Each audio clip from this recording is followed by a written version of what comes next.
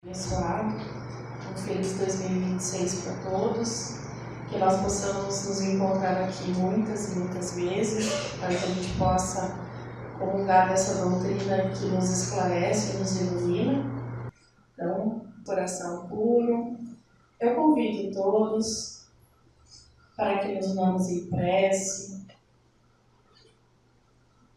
para que agradeçamos a Deus a oportunidade da vida, a Jesus a oportunidade do trabalho no bem, a esses benfeitores amigos espirituais desta casa que nos acolhem e nos iluminam o caminho, desejando que todos saiam daqui certos de que Deus nunca nos desampara, certos de que a espiritualidade está sempre conosco e que Jesus é o nosso modelo e nosso guia, pedindo que unamos também os nossos pensamentos em prece ao mundo,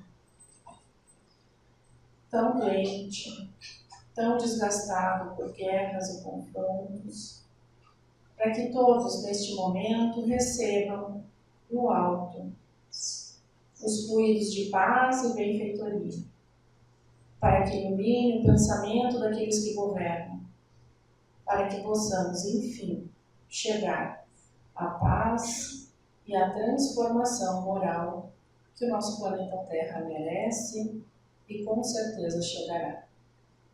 Obrigada, Senhor, por esta oportunidade de estarmos aqui hoje e que tenhamos uma proveitosa tarde de entendimento através da palestra do nosso querido irmão Dalton. Que os benfeitores estejam conosco hoje e sempre, que assim seja. Então, mais uma vez, boa tarde, sejam todos muito bem-vindos nesse nosso primeiro sábado de atividades aqui na casa de 2026. Então, um abraço fraterno e especial para aqueles que, porventura, estejam vindo à nossa casa pela primeira vez. Sintam-se abraçados. Pessoal, hoje nós vamos falar sobre um tema chamado crescimento e humildade. Esse tema ele foi extraído do livro Luz Imperecível. O autor é Honório Onofre de Abreu. E ele faz o quê? Ele faz um estudo interpretativo do Evangelho segundo a visão espírita. Nesse texto, ele pega Mateus, uma parte, o capítulo 3, versículo 11, no qual ele esmiucia as frases que foram ditas por João. Então eu vou ler aqui esse capítulo do Evangelho e depois, dentro do entendimento que foi feito desse nosso autor, nós vamos fazer algumas observações, algumas reflexões. Então hoje o convite é para que nós possamos refletir sobre essas palavras que foram ditas pelo nosso apóstolo João. E ele diz o seguinte: e eu, em verdade, vos batizo com água, para o arrependimento, mas aquele que vem após mim é mais poderoso do que eu, cujas as alparcas não sou digno de levar. Ele vos batizará com o Espírito Santo e com o fogo. Pois bem, nesse texto que foi feito ele dissecou essas palavras. Quando ele diz, e eu em verdade vos batizo com a água para o arrependimento, bom, a gente sabe que a água, ela lava o nosso corpo, nesse sentido, quando eles eram mergulhados ali no Rio Jordão para fazer o batismo. Então, para a sociedade judaico-cristã, esse batismo, ele está ligado a esse rito de uma renovação espiritual.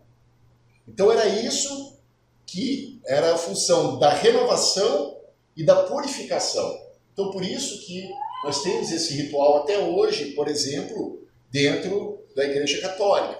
Quando nasce, se faz o batismo e dentro desse entendimento católico está se livrando do pecado original.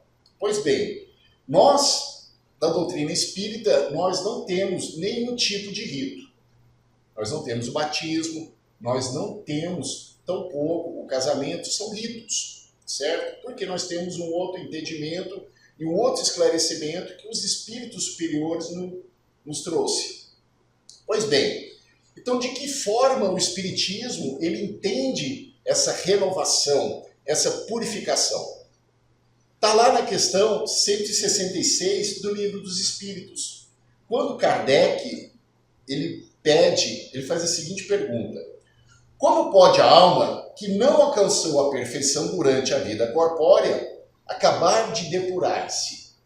Então os espíritos lhe respondem, submetendo-se à prova de uma nova existência. Mas Kardec, ele era aquele tipo chato, que ele não se contentava com uma resposta apenas. Ele ia atrás.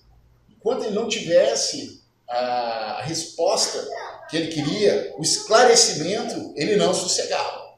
Então ele veio com uma outra pergunta. Ele falou assim, tá bom, ok, mas como realiza essa nova existência? Será pela transformação como espírito? Aí novamente os espíritos lhe respondem, depurando-se, a alma indubitavelmente experimenta uma nova transformação. Mas para isso é necessário uma nova prova da vida corporal. Ou seja, em termos práticos e resumido, para alguns a purificação, o entendimento é através do batismo. Para nós, os espíritos nos revelaram que só existe uma forma de nós nos purificarmos, que é através da reencarnação. E por que existe esse fenômeno? Por que existe esse mecanismo da reencarnação? Porque a reencarnação, o que ela é? Sucessivamente, o espírito tomar um corpo de carne. Quando o espírito toma um corpo de carne, se fala em encarnação.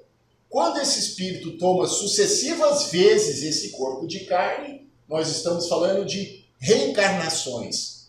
Mas por que Deus nos deu esse mecanismo da reencarnação? Simples. Porque Deus, na sua bondade infinita, na sua justiça, um Pai amoroso, ele não faz distinção. Deus, ele não cria anjos e Deus não criou demônios. Deus criou todos os espíritos simples e ignorantes. E a todos esses espíritos lhe foi dado uma centelha de razão e uma tarefa, e o livre-arbítrio, para que cada um começasse o seu processo, sua marcha evolutiva. É como uma criança que inicia na vida escolar lá no jardim.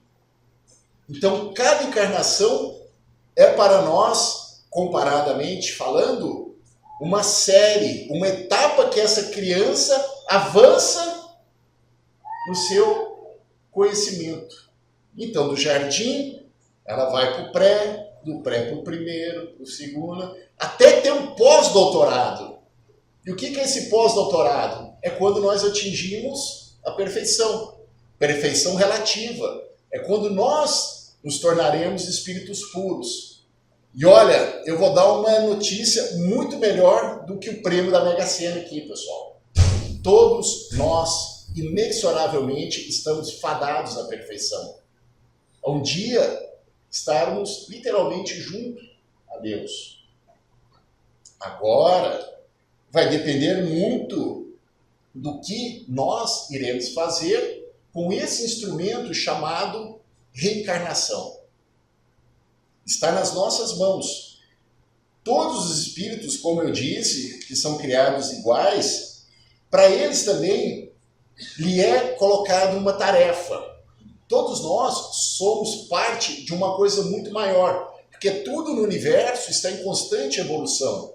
E nós, como espíritos encarnados, nós fazemos parte dessa roda. Então Deus nos dá tarefa também para que possamos adiantar a nossa inteligência. Deus nos dá tarefa para que nós possamos adiantar a nossa moralidade.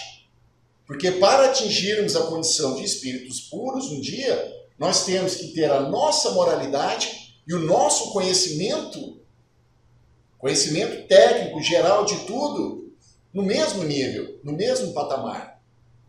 Então, por isso, em que algumas encarnações, talvez a gente venha como pessoas muito mais dotadas do raciocínio, ligada, por exemplo, uma área das exatas, e numa outra encarnação, talvez a gente venha muito mais ligado à área das humanas, que é justamente para nós irmos fazendo esse entendimento, tendo esse conhecimento.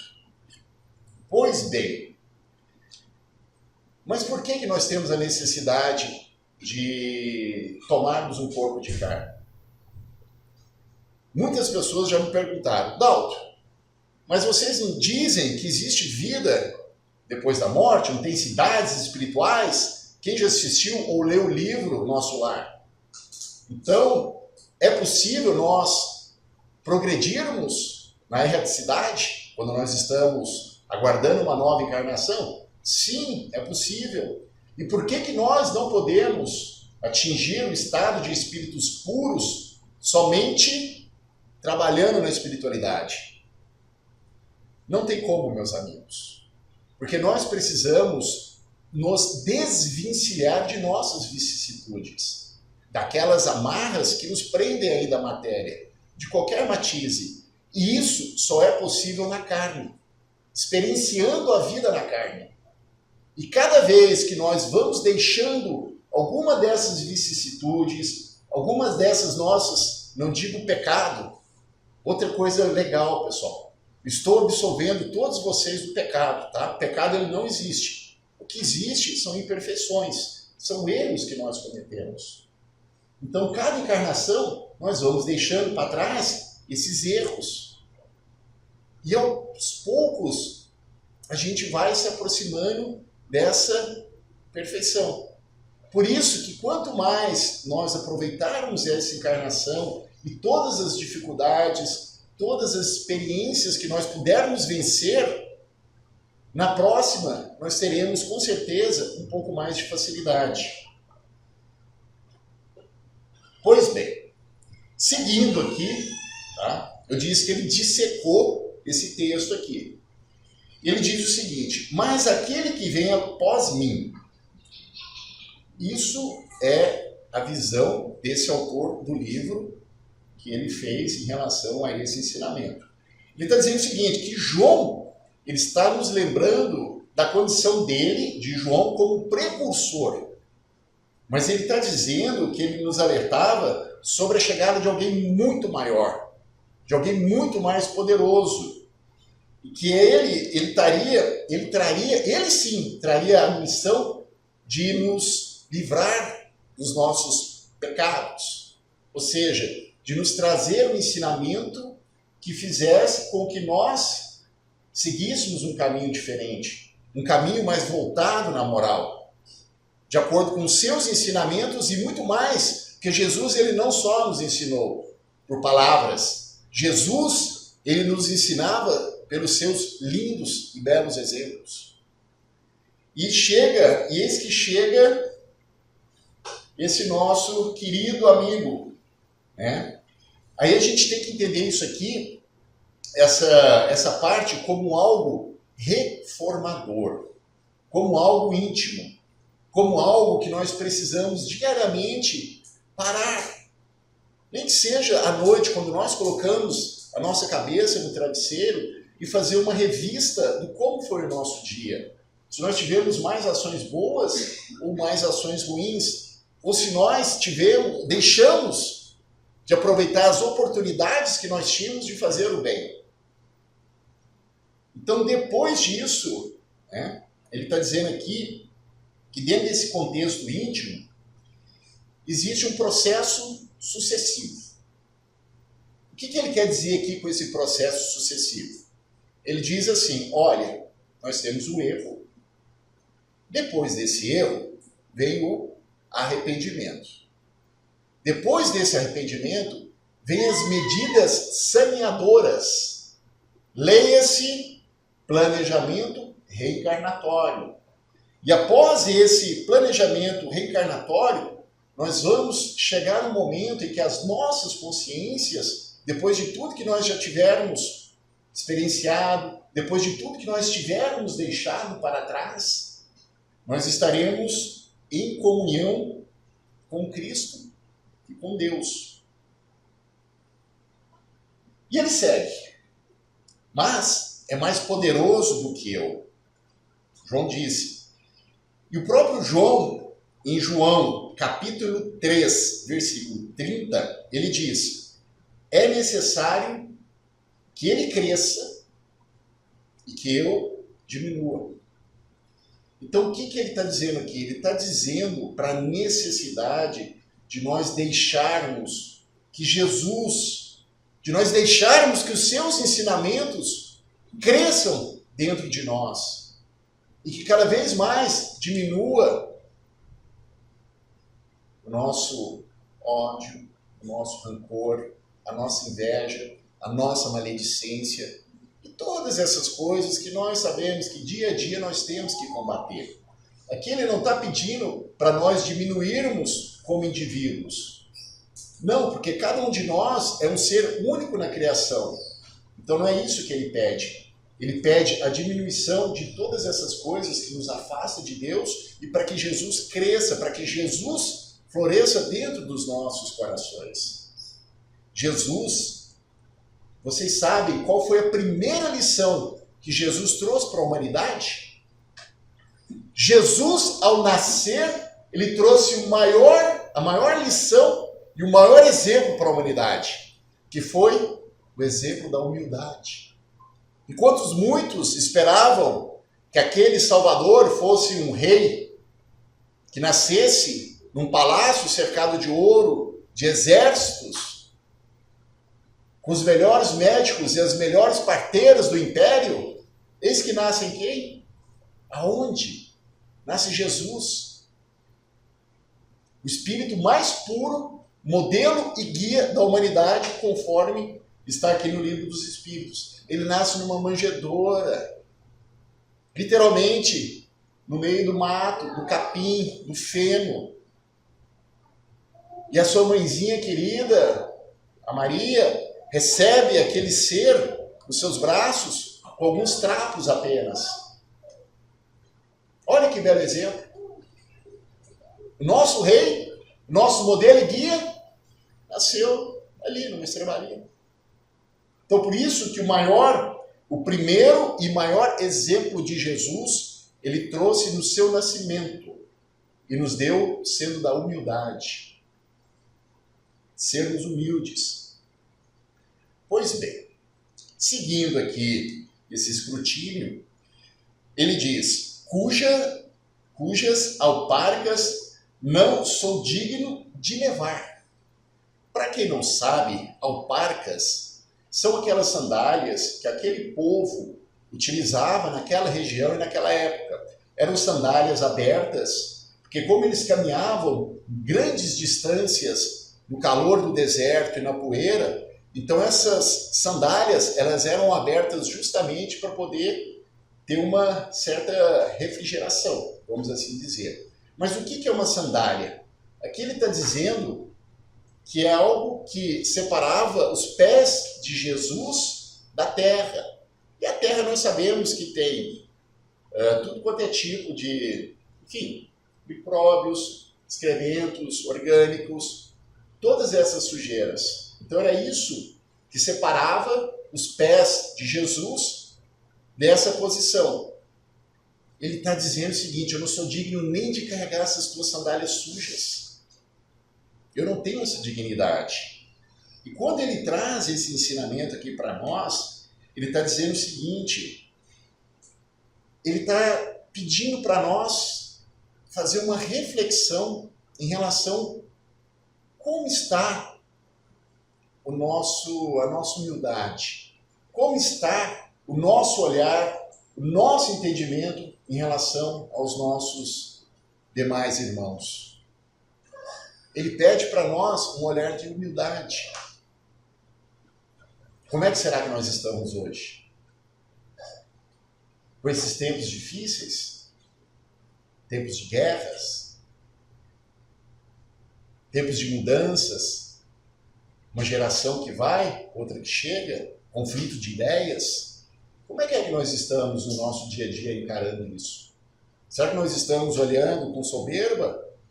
Achando que somente as nossas ideias são as válidas? Ou será que nós estamos tendo um pouquinho de humildade para olhar e perceber que talvez aquele outro lado tenha coisas legais também? Que a gente possa também enxergar o copo meio cheio, nunca ele meio vazio.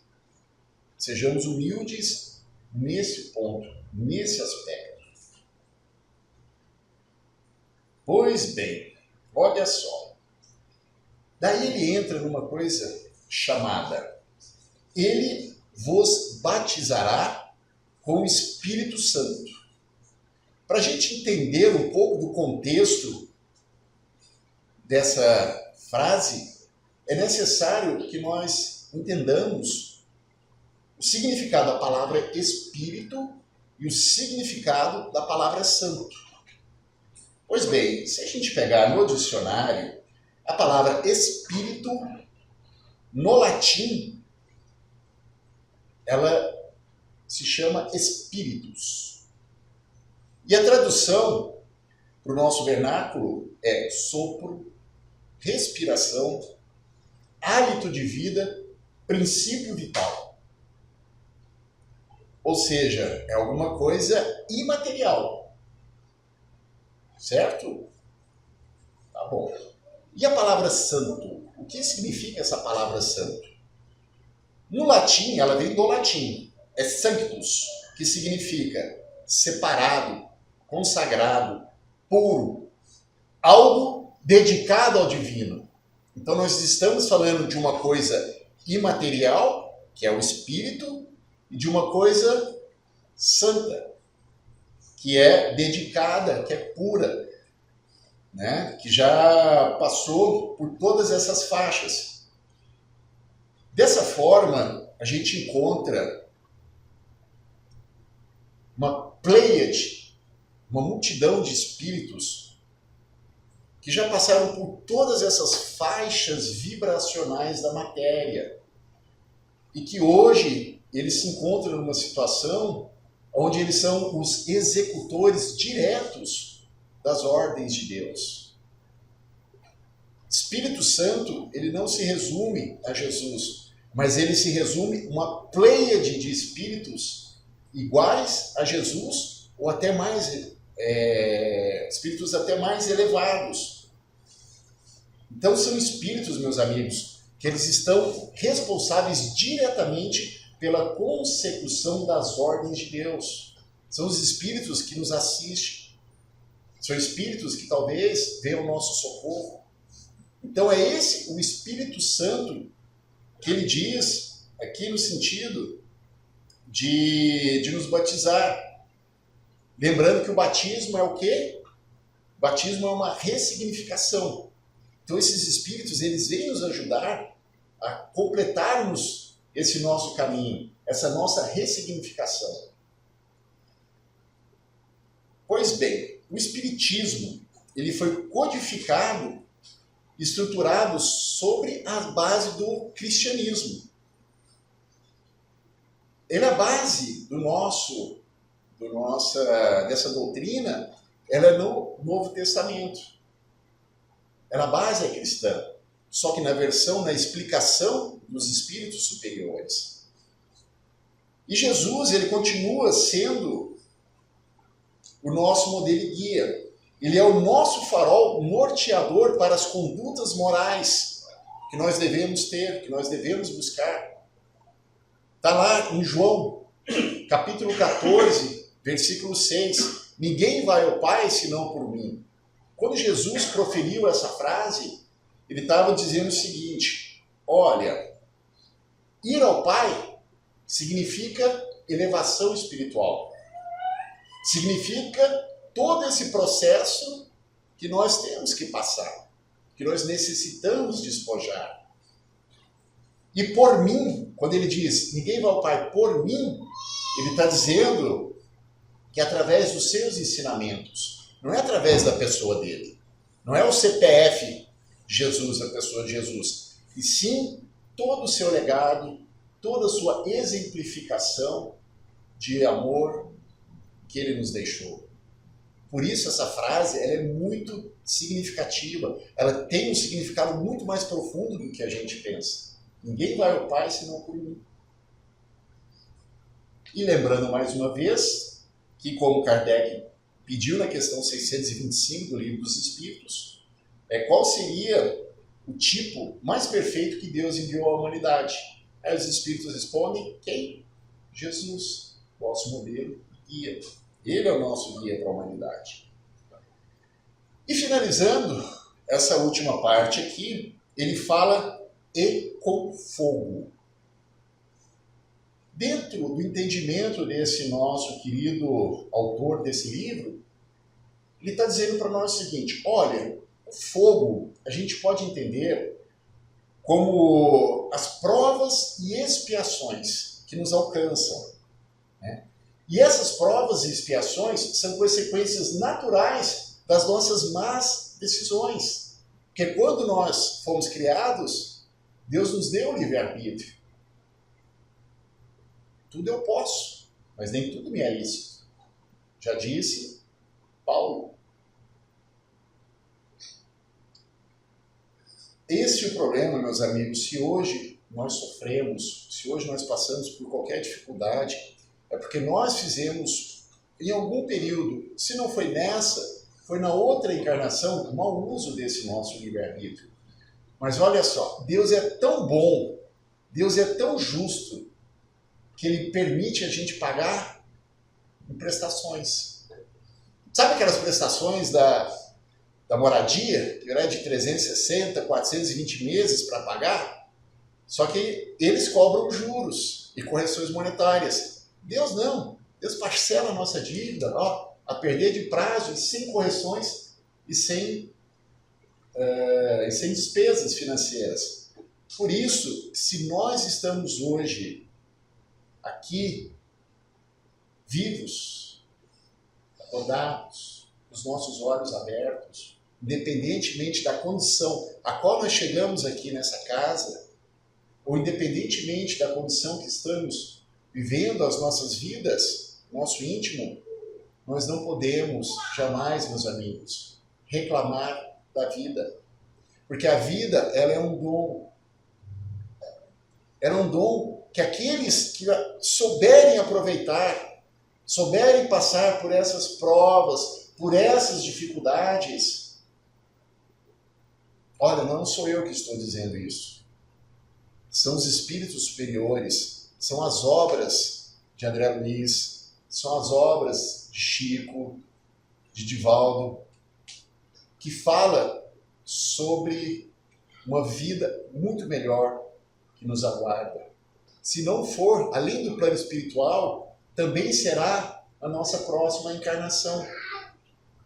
Porque se eu me livrei daquelas coisas que eu precisava, na próxima encarnação eu não tenho necessidade de passar novamente por elas, porque eu já me depurei.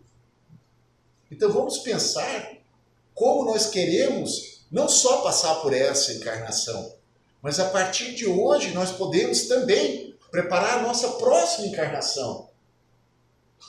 Isso é um raciocínio lógico. Essa é uma coisa lógica. A minha conduta, as minhas ações no presente reverberarão no futuro. E olha como está o nosso planeta hoje. O planeta nosso está muito melhor do que era antes. Nós vamos passar por uns perrengues. Normal. Nós vamos passar por uns perrengues. Mas depois que passar esses perrengues, vai ter uma coisa muito melhor para nós. Imagine nós podermos reencarnar daqui a 300, 400, 500 anos. Como é que vai estar essa Terra? Ah, não, vai estar destruída. Não, não vai. Não vai estar destruída. Pode ser que aconteça algumas convulsões, como já aconteceu na história da humanidade. e aqui nós estamos presentes. Então façamos da nossa encarnação, desse nosso batismo que nós recebemos, a nossa melhor experiência. Que nós possamos regressar, e nós não sabemos o dia de amanhã. Nós não sabemos quando nós regressaremos para a pátria espiritual. Mas o dia que nós regressarmos, que possamos ser acolhidos por aquelas entidades, por aqueles espíritos amigos, os quais velaram pela nossa encarnação. Meus amigos, muito obrigado pela atenção de vocês. Convido a todos, mais uma vez, a se colocarem na melhor e mais confortável posição possível, mentalizando a imagem desse nosso mestre querido, que há 2000 anos trouxe o seu ensinamento, os seus valores, e nos mostrou como devemos nos portar para chegar até o Pai. Senhor Deus, muito obrigado por ter enviado esse Espírito, esse nosso irmão mais velho, esse amigo incondicional de todas as horas, nosso Mestre Jesus. Obrigado, Senhor, pelo dom da vida. Obrigado, Pai, pela família, pelo trabalho, pela saúde e por todas as dificuldades que nós atravessamos. Nós não pedimos paciência, Senhor. Nós pedimos apenas coragem para passarmos todos os dias e suportarmos os nossos desafios, as nossas provas e as nossas expiações. Senhor Deus, nosso Pai, que abençoe esse nosso ano que se inicia, que possamos, através da nossa fé inabalável, seguir adiante no caminho que conduz até Ti. Obrigado, espiritualidade amiga, e que assim seja. Sim.